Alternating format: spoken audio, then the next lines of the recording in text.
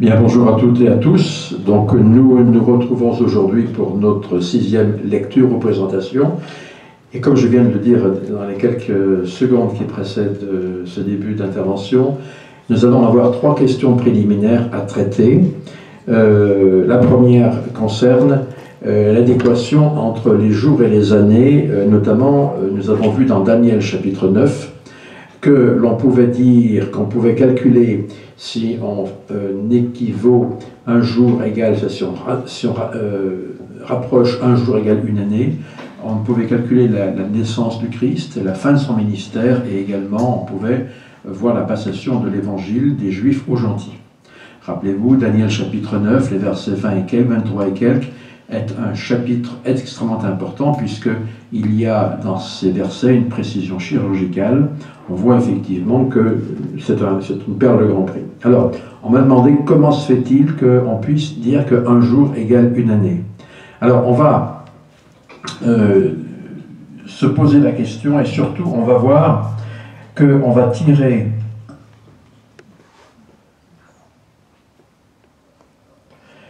notre explication de cette partie de l'Ancien Testament où Jacob va chercher une femme. Vous savez que Jacob part de la Palestine, il va chercher une femme en Mésopotamie parce qu'il faut qu'elle soit de l'Alliance.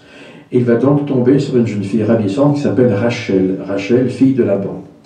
Bien évidemment, il faut qu'il paye une dot et Laban va exiger 7 années de travail pour qu'il puisse avoir Rachel. Manque de chance, lorsque la nuit de noces se passe et que les 2 époux se réveillent, ce n'est pas Rachel qui est dans son lit, mais Léa, la plus âgée, puisque Laban lui dit, on ne donne pas la plus jeune avant la plus vieille, plus exactement la moins jeune. On parle de dame, attention. Et Jacob dit à Laban, je veux bien avoir Rachel comme épouse parce que je l'aime effectivement, c'est elle que j'aime. Et je suis prêt à te servir. Et Laban lui dit, il faudra que tu me serves 1 semaine de plus. Et le texte biblique nous dit que dans ces conditions, Jacob a dû servir Laban 7 années de plus. Donc on a la péréquation, ou plus exactement l'analogie entre le jour et l'année, ce qui fait que bien souvent dans la Bible, vous aurez la période jour ou temps qui est égale à 1 année. Par exemple, dans l'Apocalypse, on le verra plus tard quand on verra l'Apocalypse, Apocalypse 1 à 12, chapitre 1 à 12, on verra que l'expression un temps, des temps et la moitié d'un temps est égale à 3 ans et demi. Cette période de temps est relative au règne de l'Antéchrist sur terre. Mais ce n'est pas le sujet d'aujourd'hui. Je vous laisse simplement ouvrir une parenthèse concernant un jour égale une année qui va plaire à certains d'entre vous. Enfin, j'espère que ça plaira à tout le monde parce que ça nous concerne en tant que membre de l'Église de Jésus-Christ des derniers jours. Alors, je vais laisser mon micro et parler un peu plus fort. Et je vais donc ouvrir un chapitre illustratif qui n'a pas grand-chose apparemment à voir avec notre thème d'aujourd'hui, mais il faut bien traiter cette question qui est extrêmement importante pour nous qui nous réclamons de rétablissement. Vous vous rappelez que dans l'Apocalypse, la technique va nous trahir. Dans l'Apocalypse, il est dit que l'Église prend les traits d'une femme dont la tête est ceinte d'une couronne avec 12 étoiles. Donc bien évidemment, cette femme représente l'Église avec les 12 apôtres à l'époque. Cette femme est enceinte, elle va accoucher d'un fils. Et ce fils, ce n'est pas le Christ, bien évidemment, ce n'est pas l'Église qui accouche du Christ, ce serait presque le contraire. L'enfant qu'elle porte et dont elle va accoucher est en fait le royaume de Dieu, le royaume politique de Dieu, qui a été en action une très courte période de temps, donc au milieu des temps, qu'il était également après 1847 en Utah, mais donc la femme qui est l'Église, qui est supportée par 12 apôtres, accouche donc du royaume de Dieu. Et dans l'Apocalypse, on voit qu'un dragon rouge sang, dit le texte, est devant elle et cherche à l'engloutir. Alors c'est intéressant parce que, alors que la femme va être engloutie par le dragon, le texte indique qu'il fut donné à la femme 2 ailes d'aigle pour qu'elle puisse s'enfuir au désert où elle fut nourrie pendant 1260 jours. 1260 jours. 1260 jours, ça fait donc 3 ans et demi. sauf si on convertit les jours en années, ce qui ferait 1260 ans. Alors c'est intéressant, dans la chronologie qui nous intéresse. Voyons un petit peu et rappelons-nous ce que le Seigneur nous dit dans Jacob chapitre 5. Dans Jacob chapitre 5, le Seigneur est comparé à un maître de la vigne qui va descendre dans sa vigne pour inspecter les arbres qui la composent. Vous vous rappelez qu'à la fin de Jacob chapitre 5, le Seigneur de la vigne descend dans sa vigne et il voit le premier arbre. Le premier arbre, c'est l'Église qui a pris naissance, qui s'est développée dans le croissant fertile, ou plus exactement en Palestine. C'est l'Église des apôtres. Et telle que les apôtres l'ont effectivement propagée dans le bassin méditerranéen. Et à la fin de Jacob chapitre 5, le sort de l'Église, de l'arbre plus exactement, que le Christ va visiter en tant que Seigneur de la vigne, c'est totalement corrompu. Vous vous rappelez qu'on voit que des fruits de toute espèce, et de mauvaise espèce notamment, encombrent, le Seigneur emploie ce terme, encombrent tous les arbres, toutes les branches de l'arbre de ma vigne, dit-il. Et nous savons qu'il fait référence à l'apostasie qui a eu lieu fin 1er siècle, début du 2e siècle. On peut dire, sans crainte de se tromper, et en étant un petit peu généreux, qu'en plus 150, l'apostasie, est pratiquement complète. Il n'y a plus d'apôtres vivants, connus depuis à peu près 50 ans. Les gens qui ont été ordonnés à la prêtrise vers la fin du 1er siècle sont en train de mourir, parce que la vie a un commencement et surtout une fin. Donc on peut dire, sans crainte de se tromper, qu'en plus 150, l'apostasie est pratiquement généralisée sur la face de la terre, en ce qu'on entend par ceci la Palestine et le bassin méditerranéen. Et puis vous rappelez que Jacob chapitre 5 va continuer en disant que le Seigneur de la vigne va descendre une deuxième fois, et il va voir qu'un arbre, un second arbre qu'il avait planté, est également entièrement corrompu. Cet arbre avait une particularité, c'est qu'en réalité, il était un petit peu auparavant, j'allais dire, partagé entre de mauvaises branches et de bonnes branches. C'est bien évidemment les peuples du livre de Mormon, sont les Léhites, partagés entre Néphites et Lamanites, et on voit que les Lamanites ont totalement pris le dessus des Néphites. Donc la branche qui était mauvaise a totalement fait succomber la branche qui était bonne. Or, ce que nous savons, c'est que le livre de Mormon finit, plus exactement que les Annales, se termine vers 420 après Jésus-Christ, 421, me dit mon ancienne version. Donc là, on est au début du 5e siècle. Et puis, Jacob chapitre 5 nous dit que le Seigneur de la vigne redescend une troisième fois, et là, manifestement, il s'adresse aux tribus perdues, qui étaient relativement rassemblées à cette époque, et on nous dit que là aussi, les branches de la vigne ont été perdues et sont corrompues. La question qui nous intéresse, c'est quand les tribus perdues, qui sont le troisième groupe chronologiquement visité par le Christ, quand ces tribus perdues ont-elles perdu, cette fois, leur avantage spirituel et en fait l'évangile? Est-ce que ça serait éventuellement au 5e, 6e ou 7e siècle? Est-ce qu'on pourrait dire que éventuellement ce serait vers l'année 600? C'est possible. En tout cas, voici le croissant fertile, ou plus exactement le bassin méditerranéen, voici en 420 les Néphites, et voici peut-être en 5, 6 ou 700 le sort des tribus perdues. Si on... C'est une approximation très approximative, certes, mais si on retient ce chiffre de plus 600 après Jésus-Christ, qui semble relativement logique, parce que vous voyez que le Seigneur procède chronologiquement, les Juifs, les Néphites, les tribus perdues, et qu'on ajoute le temps pendant lequel la femme va être emportée au désert, qui est de 1260 ans, 1260 jours, 1260 ans, on arrive très exactement au début du 19e siècle. Donc pendant tout ce temps, l'apostasie aurait été complète sur la terre, et la femme se serait donc complètement retirée après la chute des tribus perdues. Donc c'est intéressant pour nous, membres de l'Église de Jésus-Christ, parce que ces 1260 jours nous montrent un petit peu que l'apostasie a été longue, mais qu'elle s'est terminée pratiquement au début du 19e siècle. Alors ça nous dit effectivement pas mal de choses. Donc voilà ce que je voulais dire sur un jour égale une année. Pensez à Jacob, à Léa et à Rachel. Pensez également à Apocalypse, qui nous donne des raisons de penser que effectivement, on peut, alors non pas calculer, parce que ce serait vraiment trop précis et trop aventureux de ma part de le dire, mais on peut grosso modo se faire une idée du rétablissement et de la fin de l'apostasie, donc début 19e siècle. Deuxième question qu'on m'avait demandé, donc on m'avait posée, concernait cette fois le terme hébreu. Les Hébreux vont donc quitter la Palestine. On les voit ici partir. D'où vient le terme hébreu? Le terme hébreu vient d'un homme qui s'appelait Héber, et qui est le 4e patriarche après Noé. Alors, Héber, on peut parfois trouver la version avec un H, qui a donné donc Ivrite. Héber, Ivrite, hébreu. Le terme hébreu ne veut pas dire nomade, comme parfois on entend dire. Le terme hébreu ou ivrite, les Israéliens d'aujourd'hui, parlez-vous hébreu, parlez-vous ivrite. Les Hébreux, ivrite veut dire celui qui franchit, celui qui saute un obstacle, celui qui passe une porte. Retenez le terme de franchisseur.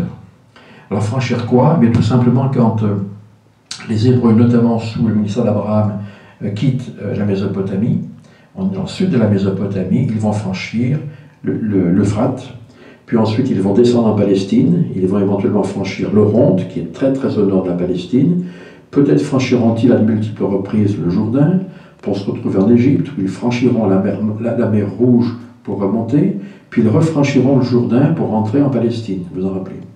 Donc le terme franchir est quelque chose de très à sa place dans, je vais dire, l'idéologie ou le milieu hébraïque, qui sont les franchisseurs. On peut également dire que les Hébreux sont des gens qui franchissent les difficultés, la Shoah notamment, là pour nous le rappeler, les persécutions au Moyen-Âge et les pogroms. Les Hébreux ont franchi leurs épreuves, de même qu'ils ont franchi les fleuves qui allaient faire d'eux effectivement un peuple. Ils ont aussi franchi le Nil pour aller s'installer en Égypte, les langues du Nil, comme dit le texte. Donc, voilà ce qu'il faut retenir sur le terme de franchir. Nous aussi, est-ce que nous franchissons nos obstacles? Est-ce que nous franchissons nos mers rouges? Et est-ce que nous franchissons aussi notre difficulté? Alors, la troisième question était un peu plus technique. Quelqu'un m'a demandé, quelqu'un qui n'est pas là ce soir, mais qui nous verra sur Internet, dans 1 Chronique chapitre 5, donc je ne voulais pas vous embêter avec, en allant piocher dans 1 Chronique chapitre 5, d'accord, mais on parle de la demi-tribu de Manassé. Cette demi-tribu, vous voyez, c'est important. En fait, il y a 2 demi-tribus de Manassé, pratiquement au nord, au centre de la disposition des tribus en Israël. Vous avez un immense territoire attribué à Manassé qui est séparé par le Jourdain. Manassé n'a pas traversé complètement le Jourdain, donc il y avait une grande partie qui était à l'extérieur, une grande partie qui était également à l'intérieur du territoire promis à Israël, donc la Palestine.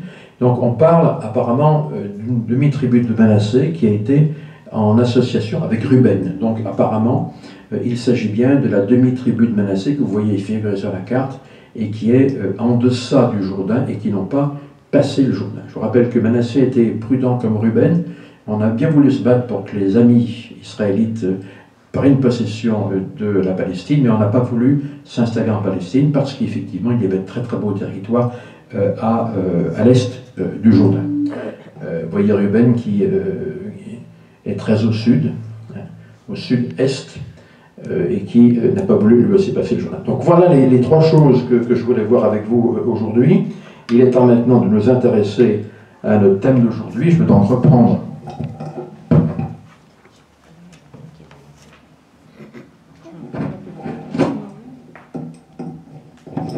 voilà, je reprends ma position sur le perchoir, pardonnez-moi.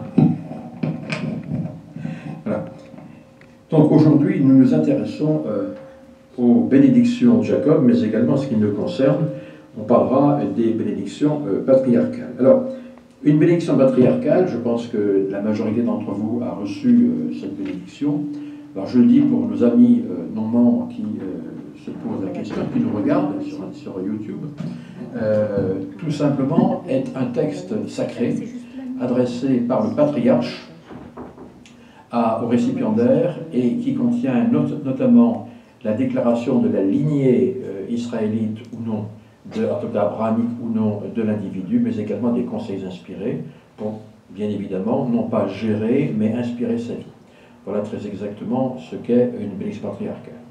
J'ai été considérablement intéressé, j'allais dire presque choqué, en tout cas intéressé, par la définition que donne l'encyclopédie du mormonisme de la bénédiction patriarcale. Notre encyclopédie du mormonisme indique qu'en réalité, la bénédiction patriarcale est une déclaration de lignage. C'est pratiquement la première définition qui est faite. Donc le lignage, dans cette acception du terme, est extrêmement important. Pourquoi le lignage est-il si important? Vous vous rappelez que lorsque Jacob a ses 12 garçons, ses 12 fils, il reçoit une bénédiction particulière. Et tout de suite, on voit que l'ordre patriarcal, la prêtrise, le droit d'aînesse, etc., qui descend de père en fils, leur est conféré, enfin, conféré à certains d'entre eux. Le fait d'appartenir à la maison d'Israël est quelque chose de très très important. À tel point d'ailleurs que les gens qui n'appartiennent pas à la maison d'Israël, qui ne sont pas israélites, n'ont pas droit aux bénédictions spirituelles que recueillent effectivement les Israélites. En tout cas, une immense majorité. Alors, si l'on regarde les Écritures, notamment dans le livre de l'Apocalypse, on va s'apercevoir qu'au chapitre 21 et le verset 10 à 13, on lit très exactement ceci. Alors c'est Jean qui parle, bien évidemment, il parle d'un ange qui lui montre, je cite, l'épouse, la femme de l'agneau. Il me transporta en esprit sur une haute montagne, il me dit, et me montra la ville sainte, Jérusalem, qui descendait du ciel, d'auprès de Dieu, ayant la gloire de Dieu. Son éclat était semblable à celui d'une pierre très précieuse, d'une pierre de jaspe transparente comme du cristal. Elle avait une haute et grande muraille, elle avait 12 portes, et sur les portes des 12 anges, sur la porte 12 anges, et des noms écrits, ceux des 12 tribus des fils d'Israël. Et le texte continue en disant que à l'est, il y a 3 noms, ou à l'ouest, il y a 3 noms, dans chaque direction géographique, il y a le nom d'une des tribus. Donc, on a l'impression que même dans le monde céleste, Jérusalem céleste, nous dit Jean, le nom des tribus, donc la filiation par tribu, est extrêmement importante. Ce n'est pas n'importe qui entre dans le royaume céleste. Il semblerait qu'il y ait une étroite corrélation entre l'appartenance à une tribu, d'une part, et d'autre part, le fait d'être exalté dans le monde céleste. On a également un deuxième point que j'aimerais voir. Dans le 4e chapitre de l'Apocalypse,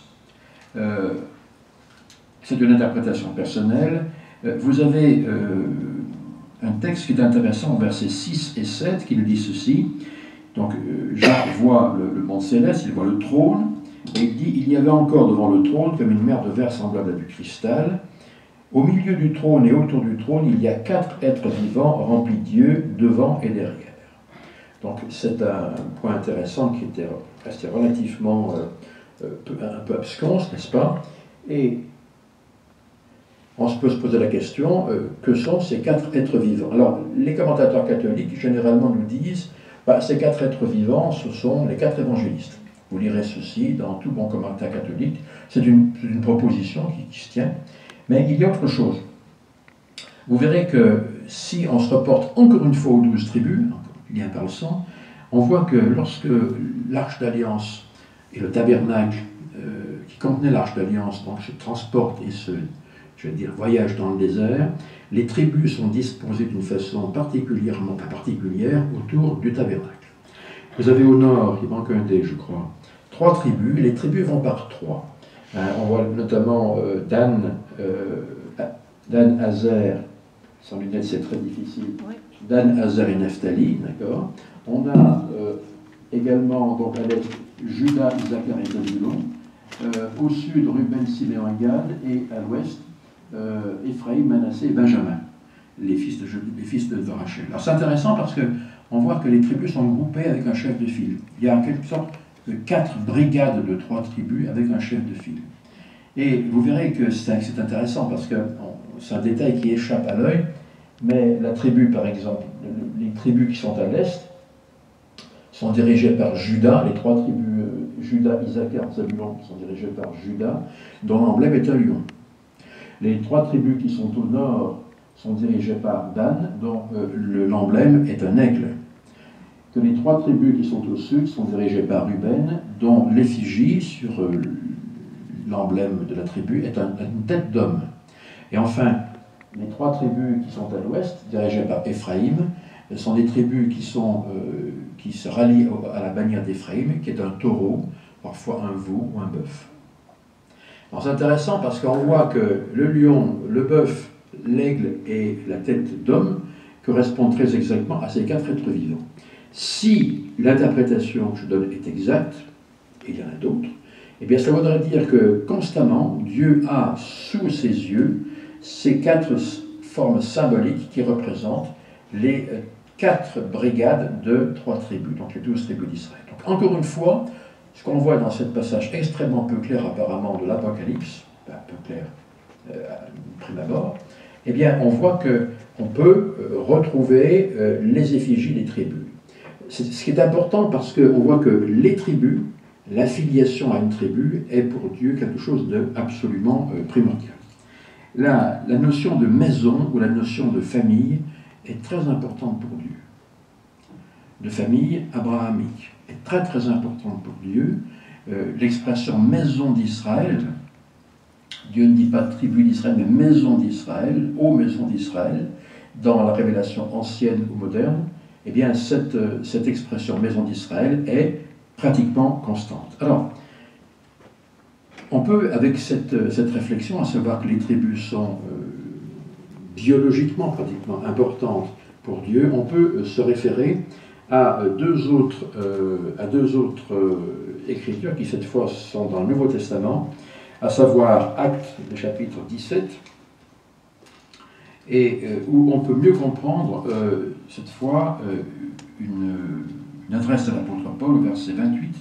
Acte 17, 28 nous dit très exactement ceci.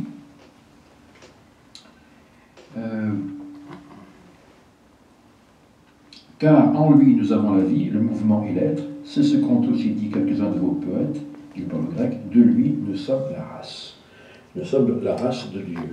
Un petit peu choquant parce que la race de Dieu fait allusion à quelque chose de très physique, de très biologique, de très entraille.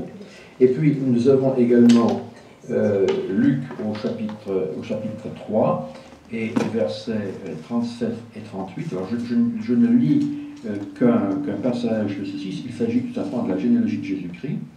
Et on nous dit ceci. Alors, Jésus avait environ 30 ans lorsqu'il commence son ministère. Alors, de qui dépend-il? De qui vient-il? Alors, on a effectivement un ensemble d'ancêtres, fils de Caïnan, fils d'Arpaxad, fils de Shem, fils de Noé, fils de Lamech, fils de Métushélah, fils d'Enoch, fils de Jared, fils de Menaléel, fils de Caïnan, fils d'Énos, fils de Seth, fils d'Adam, fils de Dieu. Est-ce qu'il y a quelque chose qui vous choque dans cette énumération? Oui, fils de Dieu, c'est-à-dire Martine.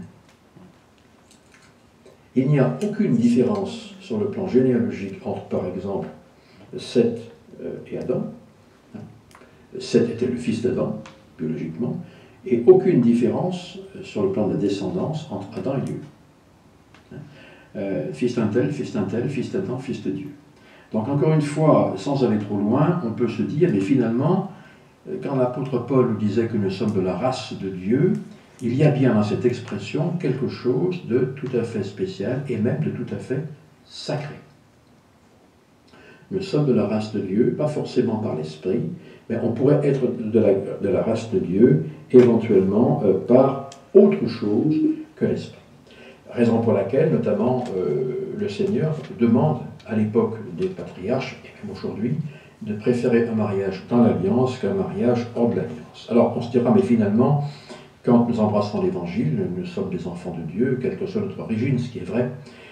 Oui, mais on verra que le fait d'être enfant de Dieu selon l'Esprit n'empêche pas qu'il y ait une très très grande importance à mettre sur le fait que nous pouvons aussi être fils d'une famille divine ou royale, pas uniquement par l'esprit, mais éventuellement par la chair. Alors, ce préliminaire étant posé, voyons ce que, rapproche de notre thème, ce que veut dire prêtrise patriarcale. Qui dit famille dit succession dans la lignée choisie, dans les lignées choisies.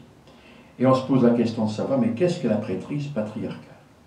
Puisqu'on parle effectivement de succession d'un père à un fils. Pas forcément le premier-né, ça vous le savez déjà.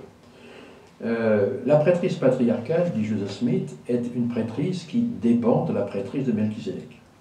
C'est le type de, je ne dirais pas de direction de commandement, mais c'est le type de lien que nous aurons dans l'éternité, de père à fils, ou en tout cas de génération à une autre, pour former une chaîne totalement ininterrompue entre nous-mêmes, si nous sommes fidèles, et Adam.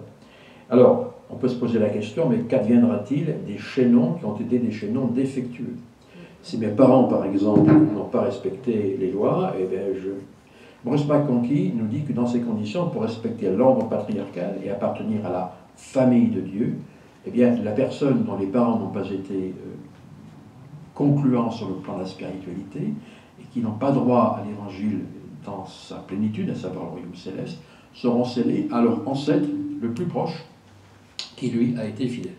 Donc si mon père n'a pas été fidèle, je ne suis pas là pour le juger, je ne suis pas à la place du Seigneur, mais que mon grand-père a été fidèle, je serai scellé à mon grand-père, jusqu'à ce que nous formions ainsi les justes, en espérant que je le sois, ce qui reste encore à démontrer, une chaîne, que les justes d'aujourd'hui soient reliés à Adam et à Dieu par le biais d'une chaîne contractée, puisqu'on sait que tous les échelons de cette chaîne ne sont pas fidèles, donc accessibles aux bénédictions de Dieu.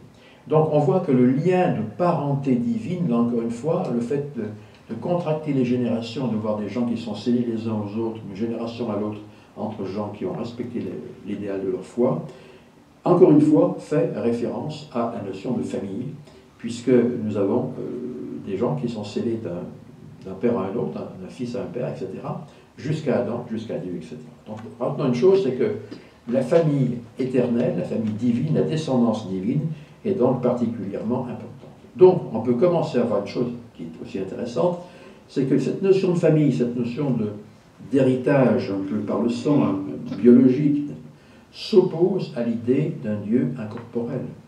On a examiné il y a à peu près un mois, un peu moins d'ailleurs, la conception qu'avaient les philosophes grecs, puis ensuite malheureusement les églises dites chrétiennes sous la conception hellénistique, d'un Dieu immatériel, hein, qu'on ne peut pas voir, toucher, sentir, etc.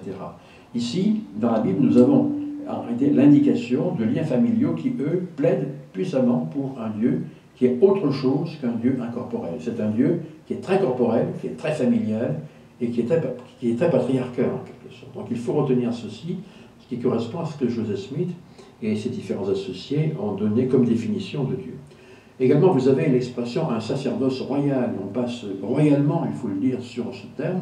Le sacerdoce royal, le sacerdoce c'est la prêtrise qui est donnée, mais d'une façon royale. Alors, il est royal, le sacerdoce, tout simplement parce qu'il vient de Dieu. De ceci, nous en sommes tous bien d'accord.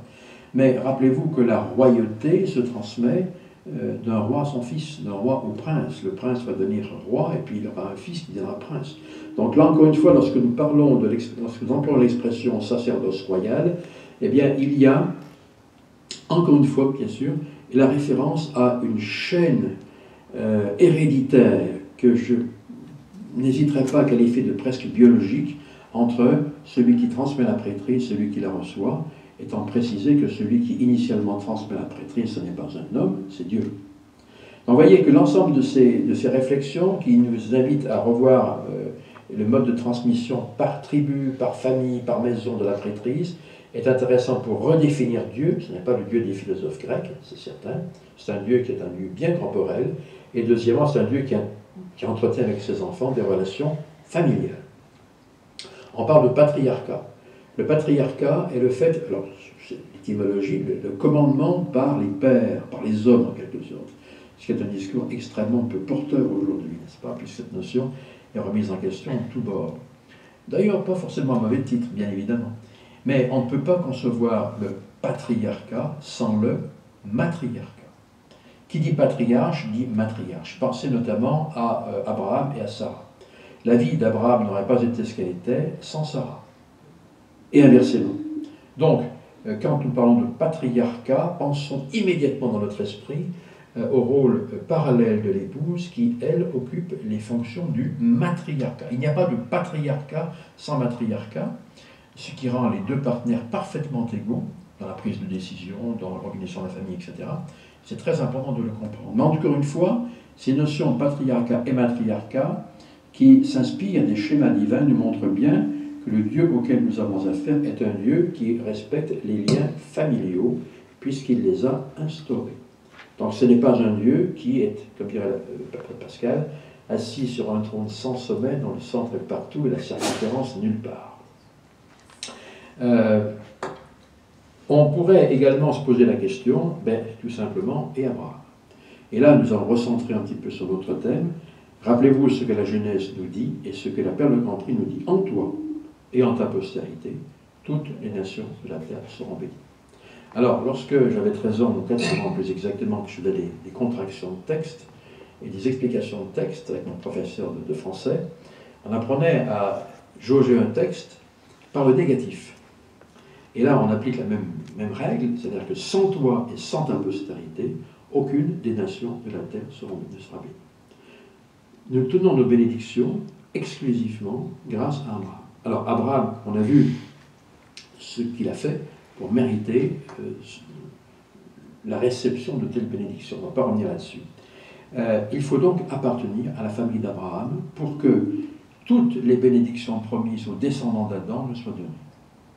Alors, les mérites d'Abraham, rappelez-vous, il quitte son père, il quitte sa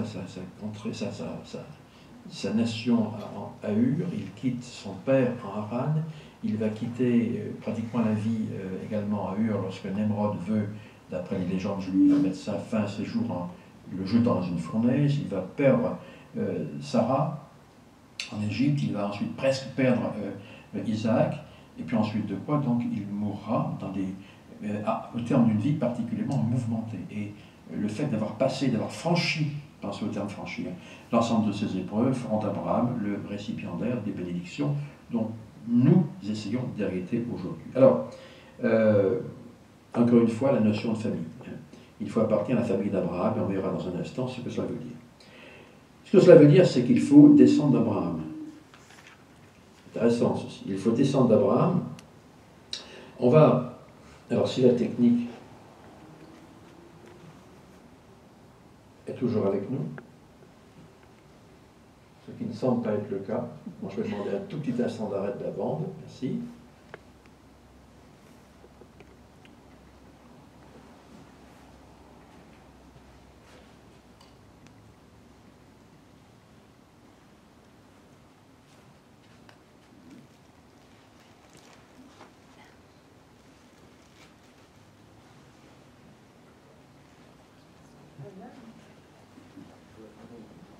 Oui, il faut. Est-ce qu'ils se vont-ils avant de démarrer? Surtout. Voilà, ça y est. Pendant que... Ça s'est allumé. Parfait. Pose la télécommande parce qu'à chaque fois tu touches avec ton doigt. Voilà. Donc on nous montre ici sur cette diapositive très très schématisée comment avoir les bénédictions. Il faut donc descendre d'Abraham. C'est le texte. Vous voyez qu'Abraham a eu plusieurs épouses. Tout d'abord, alors on ne sait pas combien, mais il y a eu Agar, qu'on connaît bien, elle était égyptienne. Les légendes disent qu'elle était fille de Pharaon, et Agar a eu Ismaël dans des conditions très difficiles, en tout cas d'éducation très difficile, puisque Sarah a demandé à Abraham de congédier Agar pour qu'elle meure dans le désert. Vous voyez un petit peu l'ensemble, d'après les spécialistes, l'ensemble des nations qui sortent d'Ismaël. Le texte nous dit que Agar a eu 12 princes, nation arabe aujourd'hui. Abraham par Sarah a eu Isaac, très certainement d'autres enfants, enfin très probablement, très possible.